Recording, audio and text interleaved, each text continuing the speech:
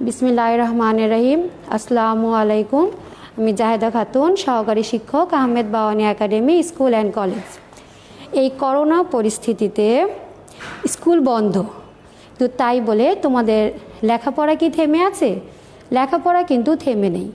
আমাদের শ্রদ্ধেয় অধ্যক্ষ মোশাররফ হোসেন মুন্সি মুকুল স্যারের অনুপ্রেরণায় Facebook Ahmed Bawani academy online স্কুলে প্রতিদিন বিভিন্ন শ্রেণীর বিভিন্ন ক্লাস পর্যায়ক্রমে হচ্ছে এবং এই লাইভ ক্লাস পরিচালনা করছেন আমাদের একাডেমির সম্মানিত ব্যক্তিবর্গ এবং আমরা শিক্ষকরা শুধুমাত্র তোমাদের জন্য নিয়মিত পাঠদান করছি, যাতে তোমাদের লেখাপড়ার সামান্যতম সমস্যা বা ক্ষতি না হয়। এই পরিপ্রেক্ষিতে আজকে আমি তোমাদের পড়াবো পঞ্চম শ্রেণীর বিজ্ঞান অধ্যায় 9 আমাদের জীবনের প্রযুক্তি। এখন দেখো, এই অধ্যায় শেষে তোমরা কি শিখতে পারবে বা বলতে পারবে? তোমরা এই পাঠ শেষে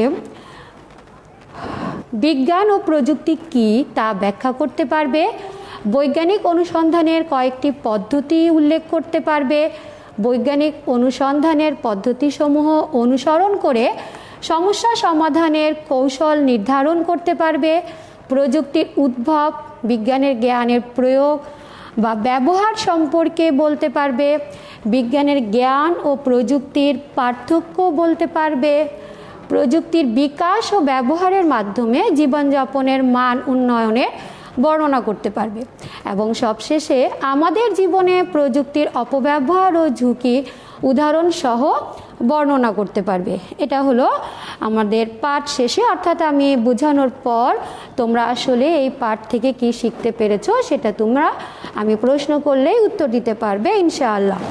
তাহলে যেহেতু আমাদের অধ্যায়টার নামই হলো আমাদের জীবনে প্রযুক্তি, তাহলে দেখো এখানে আমি একটা ছবি অ্যাড করেছি। এই ছবিটা দেখেই তোমরা অবশ্যই নামটা বলে দিতে পারবে তোমাদের। এখন দেখো এই যে ছবিটা, তাহলে এটার নামটা কি এটা তোমরা বলে দিচ্ছ যে এটা পেন্সিল। এখন এই যে তুমি নামটা বলতে পারলে তোমার নিজের জ্ঞানের আলোকে, এটাই আসলে বিজ্ঞান। এবং এই পেন্সিলটা দিয়ে আমরা যখন এটাকে প্রয়োগ করব, আমরা যখন লিখব, তখনই এটা হলো এই তার ব্যবহারিক প্রয়োগ, অর্থাৎ তখন আমরা সেটাকে বলবো প্রযুক্তি। তাহলে এখন দেখো এই যে বিজ্ঞানটা আমাদের জ্ঞানের আলোকে আমরা যে বললাম, তাহলে এটার সংজ্ঞাটা যদি আমরা বলি তাহলে বলবো যে বিজ্ঞান হলো প্রকৃতি সম্পর্কিত জ্ঞান, যা পর্যবেক্ষণ এবং পরীক্ষা নিরীক্ষার মাধ্যমে প্রাপ্ত তথ্যের ভিত্তিতে প্রাকৃতিক ঘটনাকে ব্যাখ্যা এবং বর্ণনা করে। তাহলে দেখো এই যে বিজ্ঞান, এই বিজ্ঞানটা প্রকৃতি সম্পর্কিত জ্ঞান। আমরা যদি পেন্সিলটা তুমি চিন্তা করো যে তাহলে পেন্সিলটা কিসের দিয়ে তৈরি, এটা তাহলে এখানে কাঠ ব্যবহার করা হচ্ছে। তাহলে কাঠটা কোথা থেকে আসে? প্রকৃতি থেকে আসে। তাহলে আমাদের কি করতে হবে? আমাদের প্রকৃতি সম্বন্ধে একটা জ্ঞান থাকতে লাগবে এবং সেটার পর্যবেক্ষণ পরীক্ষা নিরীক্ষার মাধ্যমে প্রাপ্ত যে তথ্যটা আমরা পাবো, সেটার ভিত্তিতে আমরা সেই প্রাকৃতিক ঘটনাকে ব্যাখ্যা এবং বর্ণনা করতে পারবো। এটা হলো আমাদের বিজ্ঞানের সংজ্ঞা। এখন এই যে বৈজ্ঞানিকরা এই পর্যবেক্ষণ যে করছেন বা পরীক্ষা নিরীক্ষা করছেন, এটা কোন পদ্ধতিতে বা কিসের ভিত্তিতে করছেন? এখানে দেখো প্রাকৃতিক ঘটনা সম্পর্কিত বিভিন্ন প্রশ্নের উত্তর অনুসন্ধানের ক্ষেত্রে বিজ্ঞানীরা কিছু পদ্ধতি অনুসরণ করেন। এই পদ্ধতিটাকেই আমরা বলছি বৈজ্ঞানিক পদ্ধতি। তাহলে আমাদের যদি প্রশ্ন আসে যে বৈজ্ঞানিক পদ্ধতি কি, তাহলে আমরা বলতে পারবো যে প্রাকৃতিক ঘটনা সম্পর্কিত বিভিন্ন প্রশ্নের উত্তর অনুসন্ধানের ক্ষেত্রে বিজ্ঞানীরা বৈজ্ঞানিক পদ্ধতি অনুসরণ করেন। এই যে বৈজ্ঞানিক পদ্ধতি অনুসরণ করে বিভিন্ন উত্তর অনুসন্ধান করছে, বিভিন্ন প্রশ্নের উত্তরগুলো পাওয়া যাচ্ছে, এই বৈজ্ঞানিক পদ্ধতিটাকে আসলে 6টি ধাপ রয়েছে। ধাপগুলো হলো পর্যবেক্ষণ, প্রশ্নকরণ, অনুমান, পরীক্ষণ, সিদ্ধান্ত গ্রহণ এবং বিনিময়। তোমরা আমার লেখাটার দিকে প্রাধান্য না দিয়ে আমি তোমাদের যেটা বোঝাতে চাচ্ছি সেটা বোঝার চেষ্টা করো। প্রথমে ধাপেই হলো আসলে আমাদের পর্যবেক্ষণ। তাহলে এখানে পর্যবেক্ষণটা কি দেখো, আমাদের চারপাশে পরিবেশ পর্যবেক্ষণ করার মধ্য দিয়ে আমরা প্রাকৃতিক ঘটনা কিংবা নিজের পছন্দের কোনো বিষয় সম্পর্কে কৌতূহল অনুভব করি। মনে করো এই যে প্রকৃতিতে আমাদের মাটি, পানি, বায়ু অনেক কিছু আছে। এখানে থাকলো বায়ু নিয়ে, যে বাতাসটা কি আছে, বাতাসের কি ওজন আছে, বাতাসটা কি জায়গা দখল করে, এই যে এটা তোমার মনের মধ্যে একটা কৌতূহল জাগলো। এই কৌতূহল থেকে তুমি বাতাস নিয়ে পর্যবেক্ষণ করা শুরু করলে। এখন আসছে তোমার মনের মধ্যে, দেখো যখন আমরা কোনো কিছু দেখি, শুনি, সম্পর্কিত নানা প্রশ্ন আসতে পারে। এই সকল প্রশ্ন থেকে এমন একটি প্রশ্ন বেছে নেই যার উত্তর আমরা পর্যবেক্ষণ ও পরীক্ষণের মাধ্যমে পাওয়া সম্ভব। তুমি একটা প্রশ্ন বেছে নিলে, সেটা হলো যে বায়ুর ওজন আছে, এবং এই যে বায়ুর ওজন আছে এই প্রশ্নটা তুমি যখন বেছে নিয়েছো, তখন এটার উপর ভিত্তি করে তুমি একটা অনুমান করবে যে পূর্ব অভিজ্ঞতা ব্যবহার করে প্রশ্নটির সম্ভাব্য উত্তর ঠিক করি এবং খাতায় লিখি। এটাই হলো আমাদের অনুমান। তাহলে আমাদের সম্ভাব্য উত্তরটা আমাদের কি হতে পারে, যে না, আমাদের বাতাসের ওজন আছে। এখন দেখো পরীক্ষণ, অনুমানটি সঠিক কিনা তা যাচাই করার জন্য একটি পরীক্ষার পরিকল্পনা করি। পরীক্ষাটি করার জন্য প্রয়োজনীয় উপকরণ সংগ্রহ করি, পরীক্ষাটি সম্পাদন করি, তথ্য সংগ্রহ করে পরীক্ষার ফলাফল লিপিবদ্ধ করি। যেহেতু এটা বিজ্ঞান সব সময় পরীক্ষা নিরীক্ষার মাধ্যমে যাচাই বাছাই করেই করা হয়, তাহলে এই যে অনুমানটা তুমি করলে যে বাতাসের ওজন আছে, সেটা তোমাকে পরীক্ষার মাধ্যমে একটা প্রমাণ করতে হবে। এখন পরীক্ষাটা তুমি কিভাবে করবে, দেখো তুমি দুটো বেলুন নিয়েছো, এক সুতা নিয়েছো এবং শলাকা নিয়েছো। একটা আলপিন তোমার হাতে আছে, তুমি শলাকার দুই প্রান্তে দুটো বেলুন আটকে দিলে। এখন তুমি কি করবে, আলপিনটা দিয়ে এই বেলুনটা আস্তে করে ফুটো করে দিলে। তাহলে কি হলো, বেলুনটা চুপসে গেল, এবং যে বেলুনটা ফুটো করো নাই সেই বেলুনটা ওজনের কারণে কিছুটা নিচু হয়ে গেছে। তাহলে আমরা কি বুঝতে পারলাম যে বাতাসের ওজন আছে, এবং এই ওজনটার কারণেই আসলে এটা নিচের দিকে একটু হেলে পড়েছে। তাহলে এই যে পরীক্ষণের মাধ্যমে তুমি যে সম্ভাব্য অনুমানটা করেছিলে যে তোমার কি হতে পারে, যে বাতাসের ওজন আছে, তুমি পরীক্ষা করে দেখলে যে হ্যাঁ তোমার অনুমানটা ঠিক আছে। সবশেষে তুমি তাহলে কি করবে, সিদ্ধান্ত গ্রহণ। তাহলে প্রাপ্ত তথ্য বিশ্লেষণ করে এবং ফলাফলের সার সংক্ষেপ করি, ফলাফলটি অনুমানের সাথে মিলেছে কিনা তা যাচাই করি। এখন দেখো তুমি যে অনুমানটা করেছিলে বাতাসের ওজন আছে, অবশ্যই তুমি এটা যখন অনুমানের সাথে মিলেছে কিনা, তুমি অনুমান যখন করেছিলে তারপরে তুমি পরীক্ষা করেছো, পরীক্ষা করার পরে তুমি দেখতে পেলে যে হ্যাঁ তোমার অনুমানটা সঠিক। এরপর তুমি কি করবে, তুমি এই তথ্যটাকে এটাকে বিনিময় করবে। তাহলে প্রাপ্ত ফলাফল এবং সিদ্ধান্ত অন্যদের সাথে বিনিময় করি। তাহলে এটাই হলো আসলে আমাদের বিজ্ঞানের বিভিন্ন ধাপ। এখন আসো প্রযুক্তি হলো আমাদের জীবনের বাস্তব সমস্যা সমাধানের জন্য বিজ্ঞানের ব্যবহারিক প্রয়োগ। যেমন প্রথমেই আমি তোমাদের যে পেন্সিলটা দেখালাম, এই পেন্সিলটা আমাদের যে জ্ঞানের আলোকে আমরা এখানে কি করা হলো, পেন্সিলটা উদ্ভাবন করা হলো। এখন এটার উদ্ভাবন করার ফলে এটার বাস্তব প্রয়োগটা কি, এটা দিয়ে আমরা লিখতে পারছি। তাহলে প্রযুক্তিটা কি, আমাদের জীবনের বাস্তব সমস্যা সমাধানের জন্য বিজ্ঞানের ব্যবহারিক প্রয়োগ, যেটা আমরা হাতে কলমে সেটাকে আমরা ব্যবহার করতে পারবো। তাহলে প্রযুক্তি ব্যবহারের আবার নানান ক্ষেত্র রয়েছে, যেমন শিক্ষা, চিকিৎসা, যোগাযোগ, যাতায়াত ইত্যাদি। এখন দেখো শিক্ষা অলরেডি তোমরা বুঝে গেছো এই পেন্সিলের ব্যাপারটাই। তোমার কাছে তুমি প্রিপারেশন নিয়ে এসেছো পরীক্ষার হলে, তোমাকে খাতা দেয়া হলো, কোশ্চেন দেয়া হলো, যেহেতু তোমার প্রিপারেশন আছে, তুমি সবগুলো অ্যান্সারও করতে পারবে ইনশাআল্লাহ। কিন্তু তোমার কাছে পেন্সিল বা কলম নেই, যে প্রযুক্তিটা না থাকার কারণে তুমি কি খাতায় কিছু লিখতে পারবে?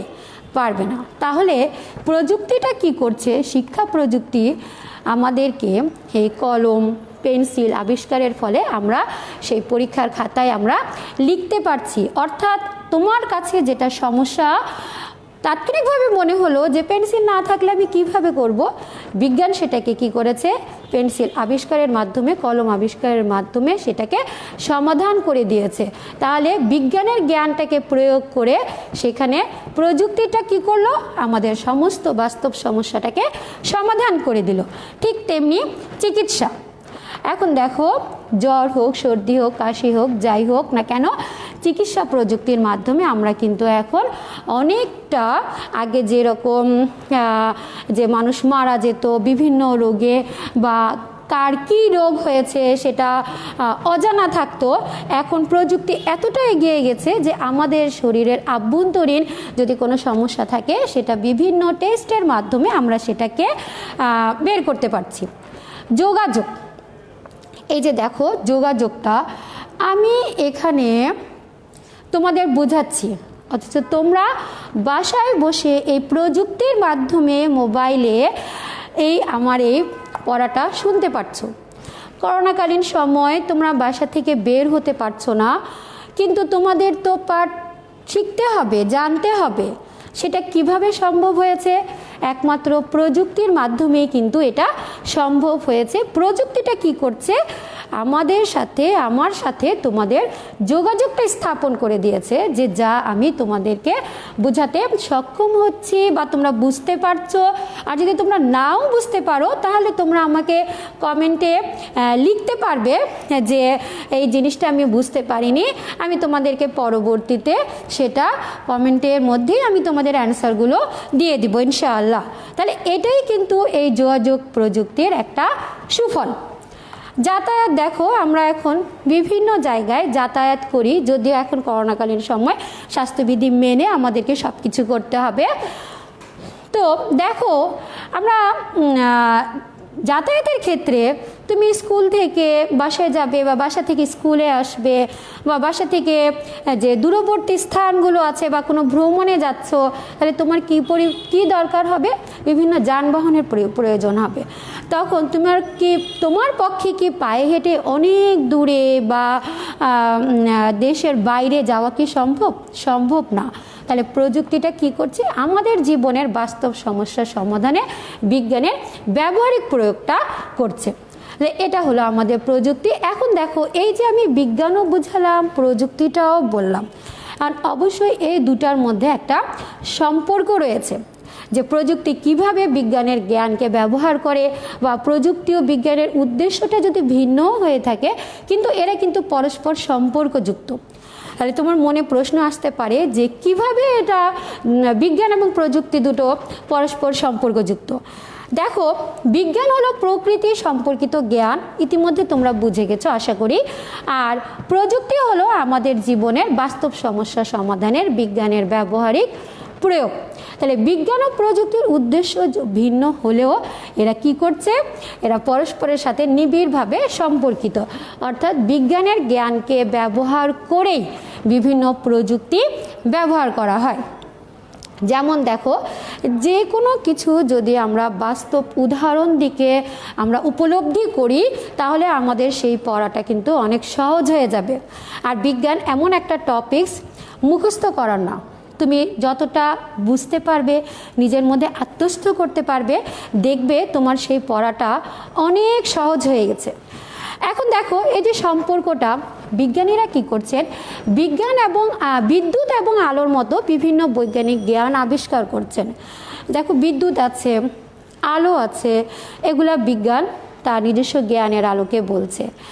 এখন প্রযুক্তি সেটাকে কি করছে? সেই বিদ্যুৎটাকে কাজে লাগিয়ে আমাদের কি হচ্ছে? আমরা বাতি জ্বালাতে পারছি, ফ্রিজ, টেলিভিশন, মোবাইল, এগুলা আমরা ব্যবহার করতে পারছি এই বিদ্যুৎটাকে কাজে লাগিয়ে। তাহলে কি হচ্ছে? বিজ্ঞানের যে ব্যবহারিক প্রয়োগ সেটা আমরা প্রযুক্তিতে এসে আমরা সেটাকে ব্যবহার করে আমরা আমাদের বাস্তব যে সমস্যাগুলো আছে সেগুলোকে সমাধান করার চেষ্টা করছি। তারা পাথরের হাতিয়ার, আগুন, পোশাক, ধাতব যন্ত্রপাতি, চাকার মতো সরল প্রযুক্তির উদ্ভাবন করেছে।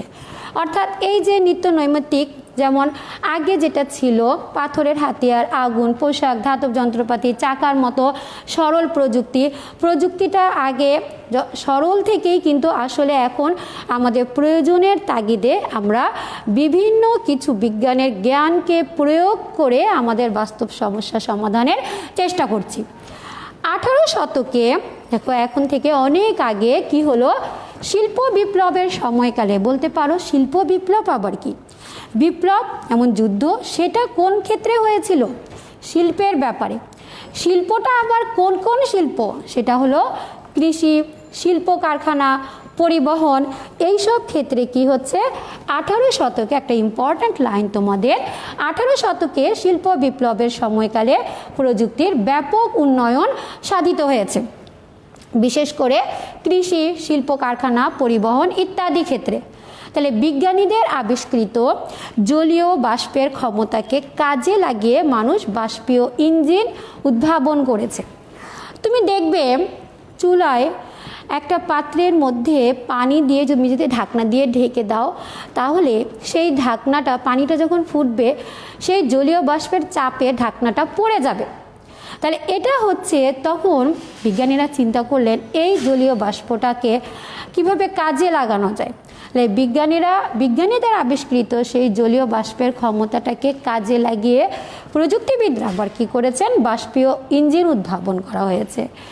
এই বাষ্পীয় ইঞ্জিনটাকে আবার কি করা হচ্ছে, কলকারখানা, রেলগাড়ি এবং জাহাজ চালাতে ব্যবহার করা হতো। অর্থাৎ এই যে বাষ্পীয় ইঞ্জিনগুলো আছে, এই বাষ্পীয় ইঞ্জিনের মাধ্যমে কি হচ্ছে, বিভিন্ন ধরনের কলকারখানায় এই বাষ্পীয় ইঞ্জিনটাকে ব্যবহার করা হচ্ছে।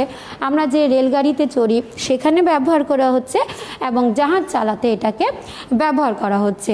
তাহলে দেখো, এই 18 শতকেই কিন্তু শিল্প বিপ্লবের সময়কালে প্রযুক্তির ব্যাপক উন্নয়ন সাধিত হয়। আবার দেখো, যে সম্পর্কগুলো বলছি তার মধ্যে আরেকটা হলো যে বিভিন্ন পণ্য এবং প্রযুক্তি উদ্ভাবনে মানুষ বৈজ্ঞানিক জ্ঞান ব্যবহার করে থাকে। আবার বিজ্ঞানীরা প্রকৃতি নিয়ে বিভিন্ন ধরনের যে গবেষণার সময় তখনও কিন্তু প্রযুক্তি ব্যবহার করে থাকেন, যেমন দূরবীক্ষণ যন্ত্র, অণুবীক্ষণ যন্ত্র। তাহলে দূরবীক্ষণ যন্ত্রটার সাহায্যে কি করছে, বিজ্ঞানীরা মহাকাশের বিভিন্ন বস্তু পর্যবেক্ষণ করতে সক্ষম হয়েছেন। অর্থাৎ বিজ্ঞানীরা দূরবীক্ষণ যন্ত্রের সাহায্যে, আমি তোমাদের 8ম অধ্যায়ে মহাবিশ্ব যে পড়িয়েছিলাম, ওই সময় তোমাদের আমি দূরবীক্ষণ যন্ত্রের মাধ্যমে কিভাবে যে মহাকাশের বিভিন্ন যে জিনিসগুলো আছে সেগুলো আমি তোমাদের বিশদভাবে আলোচনা করেছিলাম। তাহলে এখন দেখো, তাহলে এই চ্যাপ্টারে এসে আমরা বুঝতে পারলাম যে দূরবীক্ষণ যন্ত্রটা প্রযুক্তির একটা অন্যতম দিক এবং বিজ্ঞানীরা এটাকে কি করছে, এটাকে ব্যবহার করে মহাকাশের বিভিন্ন বস্তুকে পর্যবেক্ষণ করতে সক্ষম হয়েছেন। খালি চোখে দেখা যায় না এমন জিনিস অনুসন্ধানে বিজ্ঞানীরা অণুবীক্ষণ যন্ত্র ব্যবহার করছেন। দেখো, এই যে ভাইরাস, ব্যাকটেরিয়া, এগুলো যে জীবগুলো আছে, আণুবীক্ষণিক জীব, এগুলো কিন্তু আমরা স্বাভাবিক চোখে সাধারণত আমরা দেখতে পারি না, খালি চোখে এগুলো দেখা যায় না। কিন্তু এই যে আবিষ্কারের ফলে অণুবীক্ষণ যন্ত্র, আমরা এগুলোকে দেখতে পাচ্ছি, এগুলোকে আমরা নিরাময় করতে পারছি, আমরা এখান থেকে সাবধানতা অবলম্বন করতে পারছি। এবং তোমরা আরেকটা জিনিস খেয়াল রাখো, দূরবীক্ষণ যন্ত্র এবং অণুবীক্ষণ যন্ত্র, এই দুটো শব্দকে তোমরা মেলাবে না। তোমরা মনে রাখবে যে দূরবীক্ষণ যন্ত্রটা হলো দূরের জিনিসকে কাছে দেখার জন্য, আর অণুবীক্ষণ যন্ত্রটা হলো খালি চোখে যেটা দেখা যায় না সেটাকে দেখার জন্য অণুবীক্ষণ যন্ত্রটা ব্যবহার করা হয়। তাহলে আমরা কি বলতে পারি যে বিজ্ঞান এবং প্রযুক্তি একে অপরের সাথে সম্পর্কযুক্ত এবং একে অপরের উপর নির্ভরশীল। এখন তোমাদের যে আমি বলেছিলাম যে আমরা যখন বিজ্ঞান প্রযুক্তি যখন আমরা কীভাবে ব্যাখ্যা করব, সেখানে আমাদের বিজ্ঞান এবং প্রযুক্তির পার্থক্যটাও আমরা কিন্তু উপলব্ধি করতে পারবো। সেটা দেখো, যে কোনো কিছুর পার্থক্য যখন লিখবে প্রথমে এটার সংজ্ঞাটা লিখবে। তাহলে আমরা এতক্ষণে জেনে গেছি যে বিজ্ঞানের সংজ্ঞাটা হলো, বিজ্ঞান হলো প্রকৃতি সম্পর্কিত জ্ঞান যা পর্যবেক্ষণ ও পরীক্ষা নিরীক্ষার মাধ্যমে প্রাপ্ত তথ্যের ভিত্তিতে প্রাকৃতিক ঘটনাকে ব্যাখ্যা এবং বর্ণনা করে। আর প্রযুক্তি হলো আমাদের জীবনের বাস্তব সমস্যা সমাধানের জন্য বিজ্ঞানের ব্যবহারিক প্রয়োগ। তাহলে বিজ্ঞান হলো বিশেষ জ্ঞান অর্জনের প্রক্রিয়া। আমরা যে জ্ঞান অর্জনটা করছি, আমরা বিজ্ঞানের মাধ্যমে এই প্রক্রিয়াটা অবলম্বন করেই আমরা এখানে আগে বাড়ছি, সামনের দিকে এগোচ্ছি, আমাদের জ্ঞানটাকে বিভিন্ন প্রক্রিয়ায় ব্যবহার করছি। আর প্রযুক্তিটা কি হলো? বিজ্ঞান কর্তৃক অর্জিত জ্ঞানের ব্যবহারিক প্রয়োগ। যেমন পেন্সিলটা, হ্যাঁ, এটা আমরা আমাদের জ্ঞান বলছে যে না, আমাদের খাতা লিখতে গেলে আমাদের পেন্সিল কলম লাগবে, এবং যখন এটা প্রযুক্তির মাধ্যমে এটা যখন করা হলো তখন আমরা এটার ব্যবহারিক প্রয়োগ কি করতে পারছি? আমরা খাতার মধ্যে সেটা লিখতে পারছি। এটাই ব্যবহারিক প্রয়োগ। বিজ্ঞান হচ্ছে আবিষ্কারের তাত্ত্বিক রূপ, প্রযুক্তি হচ্ছে বিজ্ঞান কর্তৃক আবিষ্কারের ব্যবহারিক রূপ। বৈজ্ঞানিক পদ্ধতি অনুসরণ করে বিজ্ঞানীরা বিজ্ঞানের প্রাকৃতিক ঘটনা সম্পর্কিত বিভিন্ন প্রশ্নের উত্তর অনুসন্ধান করে থাকেন। আর বৈজ্ঞানিক জ্ঞানকে কাজে লাগিয়ে প্রযুক্তিবিদরা কী করেন? নতুন নতুন প্রযুক্তি উদ্ভাবন করেন। তাহলে এখানে দেখো যে বৈজ্ঞানিক পদ্ধতি অনুসরণ করে বিজ্ঞানীরা কি করছেন?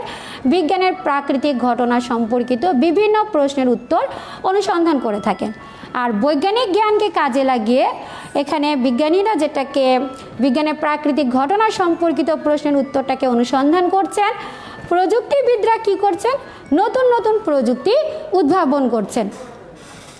বিজ্ঞানের ভিত্তি হলো অনুসন্ধিৎসা, আর প্রযুক্তির মূল লক্ষ্য পরিবেশকে নিয়ন্ত্রণ করা। অর্থাৎ যেমন অনেক গরম লাগছে, তাহলে গরমের ফলে গরমটা কিভাবে হচ্ছে বা কেন হচ্ছে? তাপ যখন বেড়ে যায় তখন আমরা গরম অনুভব করি। তাহলে এটা হলো বিজ্ঞানের ভিত্তি, অনুসন্ধিৎসা, যে কেন হচ্ছে। আর হাত পাখা ব্যবহার করে আমরা ঠান্ডা অনুভব করছি, আমরা ফ্যান চালিয়ে আমরা পরিবেশটাকে নিয়ন্ত্রণ করছি। এটাই হলো প্রযুক্তির মূল লক্ষ্য, যে পরিবেশকে নিয়ন্ত্রণ করা। তাহলে অবশ্যই তোমরা বুঝতে পারছো যে বিজ্ঞান এবং প্রযুক্তির পার্থক্যটা। এখন দেখো, এই যে প্রযুক্তি, এই প্রযুক্তিটা কৃষিতেও ব্যবহার করা হচ্ছে। বর্তমান বিশ্বে প্রায় 700 কোটি লোক সংখ্যা আছে, অর্থাৎ যত দিন যাচ্ছে লোক সংখ্যা ততই বাড়ছে। সাথে সাথে কি হচ্ছে? খাদ্য চাহিদা বাড়ছে। এই খাদ্য চাহিদা পূরণের জন্য মানুষ বিভিন্ন ধরনের কৃষি প্রযুক্তি উদ্ভাবন করছেন। এই কৃষি প্রযুক্তিটাকে আমরা 3টা ধাপে ভাগ করতে পারি: যান্ত্রিক প্রযুক্তি, রাসায়নিক প্রযুক্তি এবং জৈব প্রযুক্তি। তাহলে দেখো, নাম দ্বারাই আমরা বুঝতে পারবো যে আসলে যান্ত্রিক প্রযুক্তিটা কি, রাসায়নিক প্রযুক্তিটা কি এবং জৈব প্রযুক্তিটা কি। তাহলে যান্ত্রিক প্রযুক্তি অবশ্যই বুঝতে পারছো যে এখানে যন্ত্রটা ব্যবহার করে আমরা কি করব? আমরা ফসলের যত দ্রুত সম্ভব যে ফসলটাকে কিভাবে উৎপাদন করা যায়। তাহলে দেখো, চাষাবাদের জন্য মানুষ বিভিন্ন কৃষি প্রযুক্তি যেমন শাবল, কোদাল, লাঙ্গল উদ্ভাবন করেছে। বর্তমানে কি হচ্ছে? ট্রাক্টর, সেচ পাম্প এবং ফসল মাড়াইয়ের যন্ত্রের মতো আধুনিক কৃষি প্রযুক্তি মানুষ ব্যবহার করছে। তাহলে এই সব যন্ত্রপাতি মানুষের কি করছে?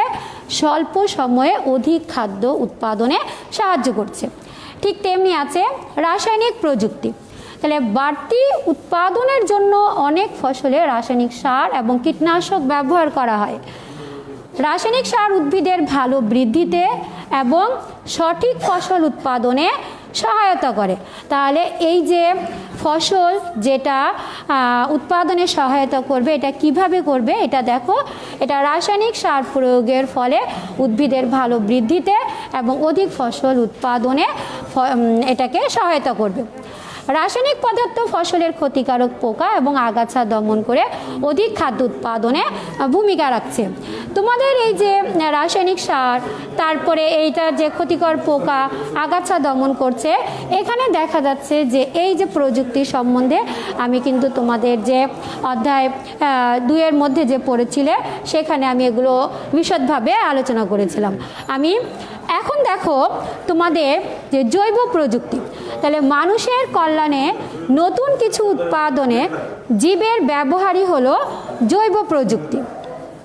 তাহলে প্রযুক্তিটা তখন সবসময় কি হবে, যে মানুষের কল্যাণে, এটা আমরা প্রযুক্তিটাকে সবসময় প্রয়োগ করব মানুষের কল্যাণে এবং নতুন কিছু উৎপাদনে জীবের ব্যবহার।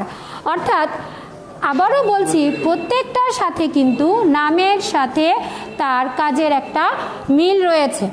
তাহলে মানুষের কল্যাণে নতুন কিছু উৎপাদনে জীবের যে ব্যবহার হলো সেটাই হলো জৈব প্রযুক্তি। এই জৈব প্রযুক্তিটা প্রয়োগ করে আমরা কি করতে পারি?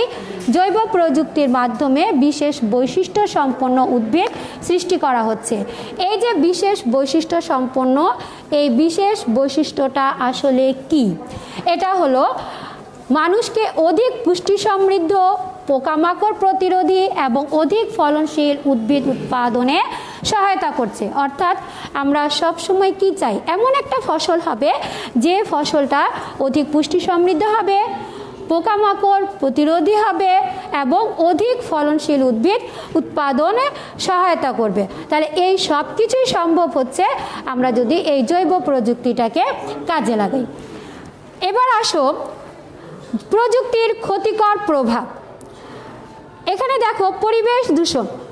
এই পরিবেশ দূষণে দেখো 1 নম্বর পয়েন্ট হলো বিদ্যুৎ উৎপাদন কেন্দ্রে কয়লা পুড়িয়ে অথবা বিদ্যুৎ উৎপন্ন করে কিন্তু এর ফলে কি হচ্ছে? বায়ু দূষিত হয়। অর্থাৎ বিদ্যুৎ উৎপাদন কেন্দ্রে কয়লা পোড়ানো হচ্ছে, এইসবের জন্য কি করা হচ্ছে? কি হচ্ছে? আমাদের পরিবেশটা দূষিত হয়ে যাচ্ছে। বায়ু দূষণ, বৈশ্বিক উষ্ণায়ন ও অ্যাসিড বৃষ্টির ফলে কি হচ্ছে? পরিবেশের উপর বিভিন্ন ধরনের ক্ষতিকর প্রভাব পড়ছে। রাসায়নিক সার এবং কীটনাশক অধিক খাদ্য উৎপাদনে সাহায্য করে। এগুলো ব্যবহারের ফলে আবার মাটি এবং পানি দূষিত হয়, যা জীবের জন্য মারাত্মক ক্ষতিকর। এখন দেখো এই ক্ষতিকর প্রভাবের মধ্যে পরিবেশ দূষণটা আমি বললাম, এখন আছে অস্ত্র তৈরি। আধুনিক প্রযুক্তির সবচেয়ে ভয়াবহ প্রয়োগ হলো যুদ্ধের অস্ত্র তৈরি ও এর ব্যবহার, যেমন বন্দুক, বোমা, ট্যাঙ্ক ইত্যাদি। তাহলে দেখা যাচ্ছে যে এই যে অস্ত্র তৈরি, এই অস্ত্র তৈরিটা আমাদের কিন্তু প্রযুক্তির একটা ক্ষতিকর দিক। আমরা প্রযুক্তিটাকে সবসময় কি করব? মানব কল্যাণে ব্যবহার করব। আর এখানে ক্ষতিকর যে দিকটা হচ্ছে যে এটার কি হচ্ছে? যুদ্ধের জন্য আমরা কি ব্যবহার করছি? বন্দুক, বোমা, ট্যাঙ্ক ইত্যাদি আমরা ব্যবহার করছি। অন্যান্য ক্ষতিকর প্রভাব দেখো, অনেক সময় প্রযুক্তির ব্যবহার নেশায় পরিণত হয়। যেমন টেলিভিশন ও কম্পিউটারের ব্যবহার যদি ভালো কাজে নিয়োজিত না হয় তা আমাদের সময়ের অপচয় ঘটায়। তাহলে এখানে দেখা যাচ্ছে এই যে টেলিভিশন এবং কম্পিউটারের ব্যবহার, এটা যে আবিষ্কারটা হচ্ছে এটা কিন্তু হচ্ছে মূলত ভালোর জন্য, কিন্তু তুমি যদি এটাকে খারাপের কাজে নিয়োজিত করো, যে অতিরিক্ত দেখো, তাহলে কি হবে? যে তোমার সময়ের অপচয় হবে। নিয়মিত খেলাধুলা, ব্যায়াম এবং মুক্ত চিন্তার পথে প্রযুক্তি বাধা সৃষ্টি করে। এক নাগাড়ে 1 ঘন্টার বেশি টেলিভিশন দেখা বা কম্পিউটার ব্যবহার করা স্বাস্থ্যের জন্য ক্ষতিকর। এখানে দেখো এই যে এক নাগাড়ে তুমি টেলিভিশন, মোবাইল, হ্যাঁ, বিশেষ করে বর্তমান যে প্রযুক্তিটা মোবাইল, তুমি সব কিছুই ভালো দিকটা যদি চিন্তা করো তাহলে ঠিক আছে। আর তুমি যদি সেটা 1 ঘন্টার বেশি ব্যবহার করো তাহলে সেটা কি হবে? তুমি যদি সেটাকে নেশায় পরিণত করো তাহলে অবশেষে দেখা যাবে তোমার স্বাস্থ্যের জন্য এটা ক্ষতিকর হবে। তাহলে দেখা যাচ্ছে যে এই যে তোমাদের আজকে আমি কি অধ্যায় 9-এর সম্ভাব্য আমাদের জীবনে প্রযুক্তি অধ্যায়টি তোমাদের পড়ালাম। এখন আমি আশা করি যে তোমরা যে প্রশ্নগুলো আছে সেই প্রশ্নগুলোর উত্তর তোমরা দিতে পারবে ইনশাআল্লাহ। এখানে অনেকগুলো প্রশ্ন আমি করেছি, তোমরা দেখো। ক নম্বরে শ্রেণীকক্ষ ব্যবহার করো এমন 2টি শিক্ষা প্রযুক্তির নাম লেখো। তোমরা এখনই উত্তরটা বলে দিতে পারবে যে আমরা খাতা কলম এটাই শিক্ষা প্রযুক্তি আমরা ব্যবহার করছি। খ বাড়তি ফসল উৎপাদনের জন্য প্রয়োজনীয় 2টি রাসায়নিক প্রযুক্তির নাম লেখো। গ জলীয় বাষ্পের ক্ষমতাকে কাজে লাগিয়ে জাহাজ চালানো যায়। এখানে কোনটি বিজ্ঞান, কোনটি প্রযুক্তি? তাহলে দেখো বিজ্ঞান কোনটি? জলীয় বাষ্প। আর প্রযুক্তিটা কি? জাহাজ। ঘ নম্বর দেখো জমিতে অধিক রাসায়নিক সার প্রয়োগের দুটি উদাহরণ লেখো। প্রযুক্তি কি? চ স্বল্প সময়ে অধিক খাদ্য উৎপাদনে ব্যবহৃত দুটি কৃষি প্রযুক্তির নাম লেখো। এটা কিন্তু এই অধ্যায় থেকে সম্ভাব্য সংক্ষিপ্ত প্রশ্নগুলো, এবং আশা করি আমি যে পড়াটা বোঝালাম তোমরা উত্তরগুলো লিখতে পারবে, বলতে পারবে ইনশাআল্লাহ। 6 নম্বর দেখো এক নাগাড়ে কতক্ষণ কম্পিউটার ব্যবহার স্বাস্থ্যের জন্য ক্ষতিকর। বরকত জ কি ব্যবহার করে বিভিন্ন প্রযুক্তি উদ্ভাবিত হয়। ঝ জৈব প্রযুক্তি কি? ইয় একটি নতুন জাতের শিম উৎপাদন করতে তুমি কোন প্রযুক্তি ব্যবহার করবে। ট শিল্প বিপ্লব কত সালে সংঘটিত হয়েছিল। ঠ বৈজ্ঞানিক পদ্ধতির দুইটি ধাপের নাম লেখো। ড প্রাচীন প্রযুক্তির দুইটি উদাহরণ লেখো। ঢ খালি চোখে দেখা যায় না এমন জিনিস অনুসন্ধানে তুমি কোন প্রযুক্তি ব্যবহার করবে। মূর্ধন্য 18 শতকের শিল্প বিপ্লবকালে প্রযুক্তির উন্নয়ন সাধিত হয় এমন তিনটি ক্ষেত্রে নাম লেখো। ত বাষ্প ইঞ্জিন কি চালাতে ব্যবহার হতো। থ জৈব প্রযুক্তির মাধ্যমে উৎপাদিত ফসলের দুইটি বৈশিষ্ট্য লেখো। ড জৈব প্রযুক্তির একটি ব্যবহার লিখো। ধ পর্যবেক্ষণ বৈজ্ঞানিক পদ্ধতির কততম ধাপের অন্তর্ভুক্ত। আশা করি প্রশ্নগুলো খুবই ছোট ছোট এবং উত্তরগুলো তোমরা লিখতে পারবে। এখানে আমি যেভাবে সাজালাম আগের 8টি অধ্যায় তোমাদেরকে আমি এইভাবেই দিয়েছি। হ্যাঁ, তোমরা দেখো 1 নম্বরে তোমাদের আসলে সংক্ষিপ্ত প্রশ্ন আসে, নাম্বার থাকে 2 করে। 2 নম্বরে আসে শূন্যস্থান পূরণ, মান থাকে 1। তোমরা কিন্তু অবশ্যই সম্পূর্ণ বাক্য লিখবে। এটা প্রশ্নে লেখা না থাকলেও তোমাদেরকে সম্পূর্ণ বাক্যই লিখতে হবে। ক নম্বর দেখো প্রযুক্তি উদ্ভাবনে মানুষ ড্যাশ জ্ঞান ব্যবহার করে। খ অধিক শস্য উৎপাদনে ড্যাশ প্রযুক্তি সাহায্য করে। গ মহাকাশের বিভিন্ন বস্তু ড্যাশ যন্ত্রের মাধ্যমে পর্যবেক্ষণ করা যায়। ঘ এক নাগাড়ে 1 ঘন্টার বেশি টেলিভিশন দেখা ড্যাশ জন্য ক্ষতিকর। খাদ্য চাহিদা পূরণের জন্য মানুষ বিভিন্ন ধরনের ড্যাশ প্রযুক্তি উদ্ভাবন করছে।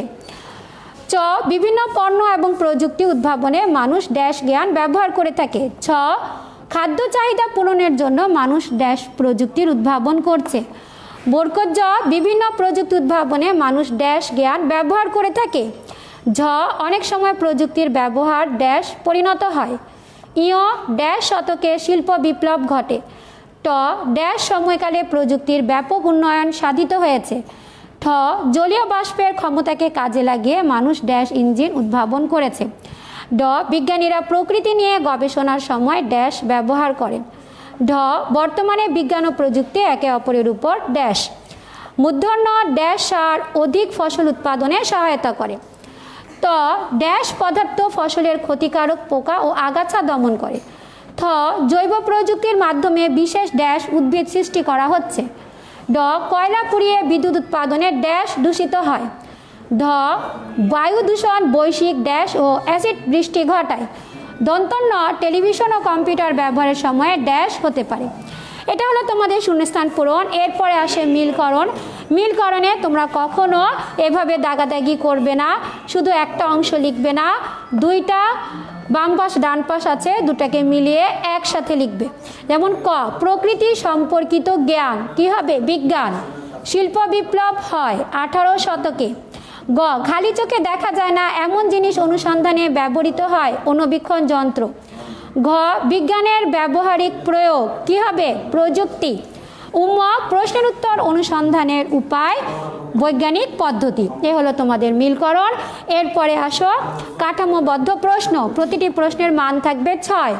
ক আমাদের জীবনমান উন্নত করেছে এমন 2টি প্রযুক্তির নাম লেখো।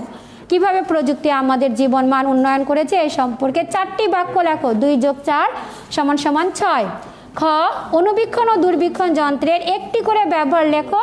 কৃষি প্রযুক্তির 4টি ব্যবহার লেখো। 2 + 4 = 6। গ 3টি কৃষি প্রযুক্তির নাম লেখো এবং কিভাবে তা খাদ্য উৎপাদনে সাহায্য করে তা ছক আকারে লেখো। 3 + 3 = 6। ঘ প্রযুক্তি ব্যবহারের 3টি ক্ষেত্রের নাম লেখো। কৃষি প্রযুক্তি কিভাবে আমাদের জীবনমান উন্নত করে এ সম্পর্কে 3টি বাক্য লেখো। 3 + 3 = 6। তোমার এলাকায় ব্যবহৃত হয় এমন 2টি কৃষি প্রযুক্তির নাম লেখো। বিজ্ঞান ও প্রযুক্তির 4টি পার্থক্য লেখো। 2 + 4 = 6। চ চ, বৈজ্ঞানিক পদ্ধতি কি? বৈজ্ঞানিক পদ্ধতির সর্বপ্রথম ধাপটির নাম লেখো। একটি আদিম প্রযুক্তির নাম ও তার একটি ব্যবহার লেখো। প্রযুক্তির উদ্দেশ্য কি? একটি বাক্যে লেখো। 2 + 1 + 2 + 1 = 6। এই হলো আজকে তোমাদের আমাদের জীবনে প্রযুক্তি চ্যাপ্টারের সম্ভাব্য আলোচনা। তোমরা আশা করি এই অধ্যায়টি ভালোভাবে বুঝতে পেরেছো এবং তোমরা বাসায় থাকবে, সুন্দরভাবে লেখাপড়া করবে, স্বাস্থ্যবিধি মেনে চলবে। আগামী ক্লাস দেখার অপেক্ষায় তোমাদের সবাইকে ধন্যবাদ। আসসালামু আলাইকুম।